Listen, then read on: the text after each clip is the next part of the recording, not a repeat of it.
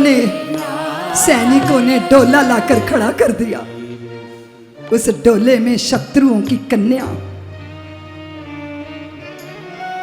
वो जैसे पापी दुर्व्यवहार करते थे हिंदू पुत्रियों स्त्रियों के साथ, ऐसा तो नहीं किया जा सकता ना। षोडशी उस लड़की को देखा। छत्रपति शिवा ने बड़े बड़े नेत्र, लंबे काले घने बाल, सुंदर चेहरा, देखते रहे शिवा, और फिर उसके पैरों में माथा रख दिया। बोले देवी, मैं सोच रहा था अगर मैं जीजाबाई की कोख से ना जन्म के तेरी कोख से जन्म गया होता तो मैं तेरे जैसा सुंदर हो गया होता। खूबसूरती को देखकर भी जब माता का बोध जाग जाए, किसी सुंदर स्त्री को देख के कामना ना जागे, उसके प्रति मातृभाव जाग जाए, पुत्रवत भाव जाग जाए। ये भारत, ये भारत। स्वामी विवेकानंद गए, एक इटली की स्त्री उनके पीछे लग गई। बोले विवेकानंद, मुझसे शादी कर ले, तू बहुत बुद्धिमान है, मैं बहुत खूबसूरत हूं, मैं तेरे जैसा पुत्र पैदा कर दूंगी। विवेकानंद ने कहा, देवी मेरे जैसा तो मैं ही हूं, इसी क्षण से मुझे अपना पुत्र मान ले और मेरी माता बनकर मुझे धन्य कर दे। ये है भारत।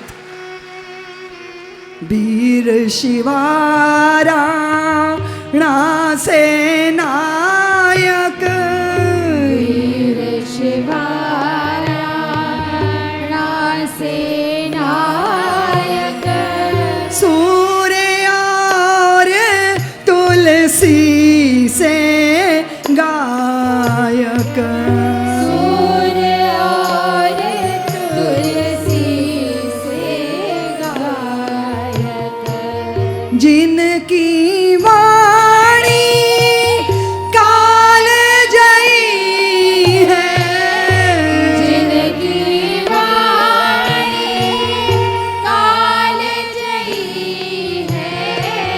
जिनका यश चिर स्थिर है,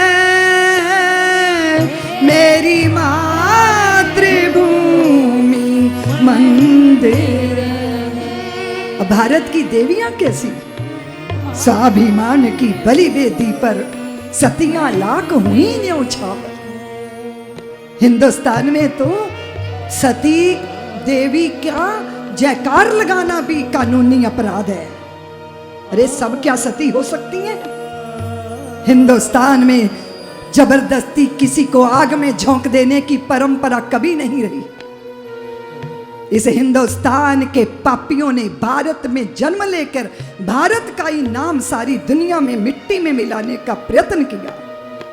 लोगों ने कहा हिंदुओं तो अपनी पुत्र वधुओं को आग में धकेल देते हैं। ये परंपरा कभी नहीं रही हमारे यहाँ। भारत को बदनाम किया गया, लेकिन भारत की देवियां इतनी स्वाभिमानी थी कि जब वो देखती थी कि मुगल हमारी दुर्दशा बना देंगे तो पापियों के हाथ में लगने से पहले उनको अग्नि स्नान करना स्वीकार होता था, पर पापियों से अपनी लाज बर्बाद करना स्वीकार नहीं होता। उसको सती कहा। हम अनसुईया को सती कहते हैं। क्या सती वो अनसुईया जल गई थी क्या? हम तारा को सती कहते हैं, हम द्रौपदी को सती कहते हैं।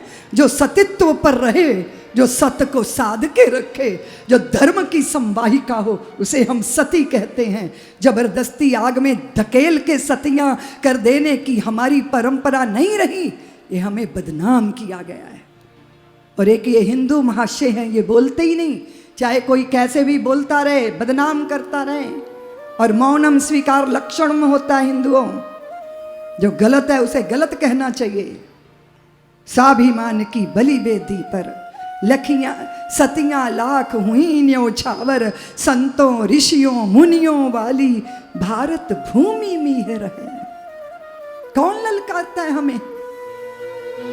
सीमा पार पड़ोसी जब देखो तब हमें ललकारता है। वो सीमा पार पड़ोसी है, उसको तो क्या समझाना है। वो बंटवारे का रोगी है, इसका ये रोग पुराना है। लेकिन रावलपिंडी पहले अपने घर का धुआं देखे, अपने घर का धुआं देखे, मेरे आंगन में ना झांके। भारत में दखलंदाजी की तो पछताना पड़ जाएगा, क्योंकि फिर लाहौर कराची तक रावलपिंडी लाहौर कराची तक भारत कहलाएगा। क्या कहलाएगा? बोलिए अखंड भारत की जय।